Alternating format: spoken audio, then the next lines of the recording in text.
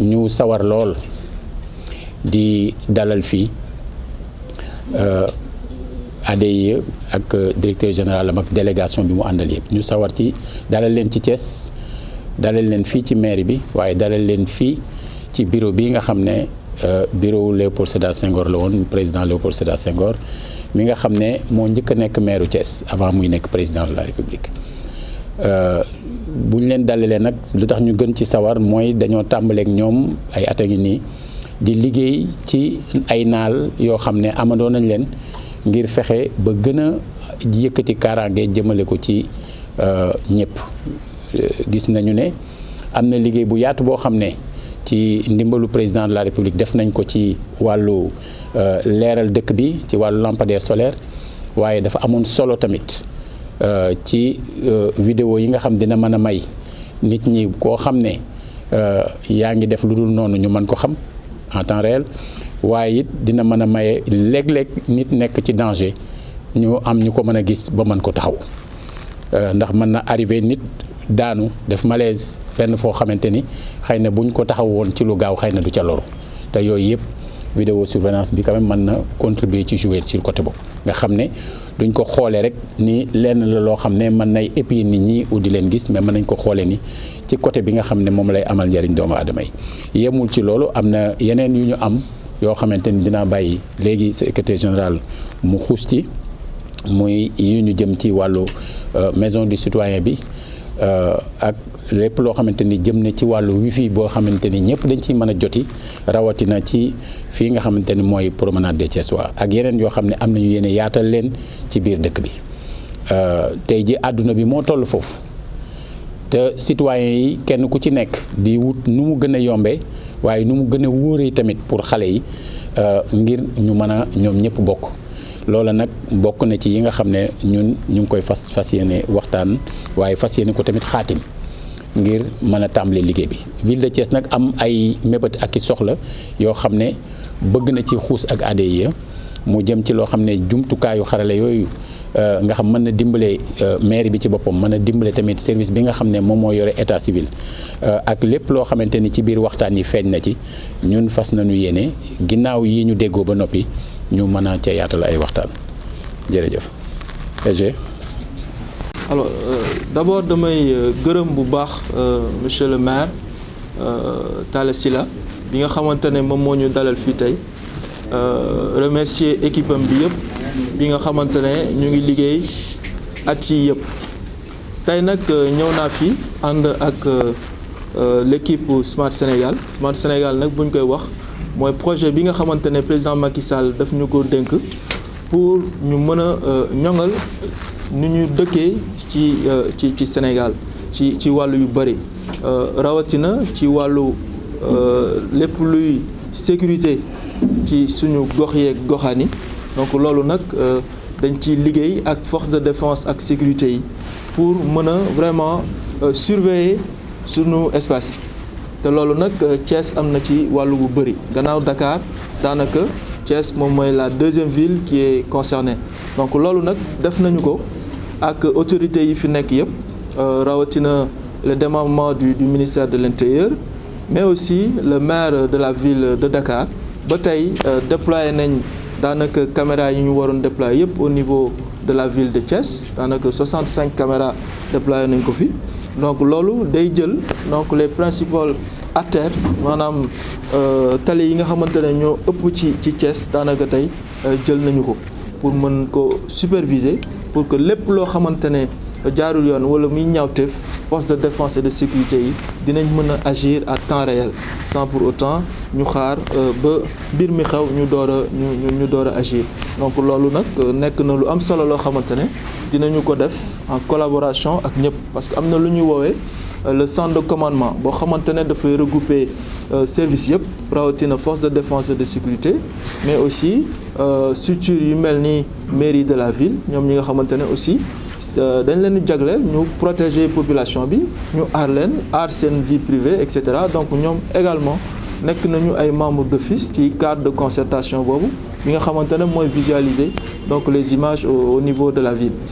beneen pàcc bi aussi moom mooy ci wàllu éducation dañu jàppale nag bu baax li université yi ak lu ñuy woowee donc les instituts supérieurs d'enseignement professionnel donc l'ISEP de Thiès bi nga xamante ne président Macky Sall taxawal na ko donc tey ñu ngi liggéey pour mën a vraiment mettre leen lu ñuy woowee des salles multimédia pour mën a permettre aux étudiants de pouvoir non seulement ñu mën a renforcer seen i ay cours mais également ñu mën a utiliser numérique pour mën a jàng def des travaux pratiques donc loolu def nañ ko ci ISEP de Thiès mais également au niveau de l'université de Thiès dans le cadre également de Smart Sénégal am na pàcc bu ñu jagleel lu ñuy woowee donc wifi public tey nag boo seetloo fii réew yi toll dañu soxla am couverture internet ci Sénégal bi yëpp loolu nag président Macky Sall daf ñu digal ñu mën a def les places publiques yi ñu am Sénégal ñu couvrir ko en wifi pour permettre population yi ñu connecté wu loolu nag am nañ ko ci place publique yu bari yu nekk Thiès rawatina place de France mi nga xamante ne peut-être maa ngi woo donc le maire tout à l'heure ñu mën a def un tour pour xool état d'avancement wu projet bi beneen pàcc bi également moom mooy la mise en place de la maison du citoyen bi nga xam ne bërëb la boo xamante ne administration yëpp dañu fay daje maanaam service yëpp yi nga xamante ne dañ koy joxe ci administration bi dinañu permettre sénégalais yi ñu mun en un seul point ñu mun ko def loolu nag dañ koy mën su fekkee ne autorités yi nekk au niveau local engagé wu nañ te loolu la ñu gis fii avec le maire de Thiès bi nga xamante ne vraiment c'était l'un des premiers maires avec qui nous avons travaillé ci Smart Sénégal donc ñu ngi koy gërëm bu baax di ko sant di ko féliciter aussi ci leadership bi nga xam ne am nañ ko donc ci volet yëpp daal am nañ ci yaakaar parce que gëm nañu ne moom ci boppam ak autorités yi nekk au niveau de Thiès yëpp dinañ àndandoo pour mën a réaliser non seulement projet bi mais également projet bi mën a dox comme il le faut donc maa ngi gërëm ñëpp sant ñëpp. waaw donc damay fësal rek suñu mbégte suñu contenté di recevoir tey le directeur général de l'ADIE ak monsieur le maire Talla Sylla fii pour ñëw visiter installation yi ñu fi def ci wàllu développement des TIC comme on dit jàpp nañ ne xarala boo xam ne dina war a yombal njàngu xale yi surtout ci jamono ñi ñuy dund nii ak mbas mi nga xam ni nit ñi ñu ngi gën a xalaat enseignement à distance à travers le net ci cours yi ak yaakaar naa ni lii moom lu am solo la même bu ñu woon avant mbas mi déjà xaaroon nañ ko amoon na solo mais ci jamono ji ñuy dund actuellement ci la rawatina jamono ji ñuy dund donc li leen indi ba ñu choisir lycée Malick Sy véritablement ñun neex nañu ñu leen ci sant di leen ci gërëm voilà. Je pense que je me félicite aussi de ce partenariat avec l'ADIE qui a permis déjà, je pense, d'avoir un certain nombre de résultats. Parce que quand même, une des préoccupations de la ville était d'avoir un accès quand même illimité à Internet. Et grâce, je pense, à vos fibres optiques, vous avez pu régler ce problème, de même que d'autres services. Et parce que je pense que les choses sont centralisées à notre niveau. Et les retours que nous avons des forces de sécurité et des forces de défense montrent qu'aujourd'hui que ce problème est réglé. Je pense que je commencerai mon propos à vous présenter sommairement le plan de développement de la ville, qui est un peu le document de vision donc, du maire de la ville de Thiès. Un document qui a été élaboré de façon constructive et inclusive, avec, je pense, toute la population de Thiès, mais aussi tous les acteurs de cette ville, services déconcentrés, services de l'État, experts, population, société civile, qui a fini, je pense, d'accoucher un document qu'on appelle le plan d'investissement prioritaire, avec ses 75 projets pour un coût global de 78 milliards 725 millions. Et je pense que pour aujourd'hui, ce qui nous réunit, Thiès, je pense, ville lumière, ville numérique ou ville intelligente, fait partie des préoccupations du maire. Aujourd'hui, je pense à l'ère, comme on dit, du clic et des curseurs. On est obligé d'adapter nos procédures. et en adaptant nos procédures en tant que démembrement de l'État. Je ne le dis pas, c'est l'article 172 du Code général des collectivités qui dit que le maire a aussi en charge sur sa collectivité de mettre en œuvre les orientations définies par l'État. Je pense que le premier partenaire, c'est l'État. Donc je pense qu'avoir l'ADIE à nos côtés pour nous accompagner, je pense, est une très bonne chose. Et tel en témoignent d'ailleurs les projets que nous avons en cours.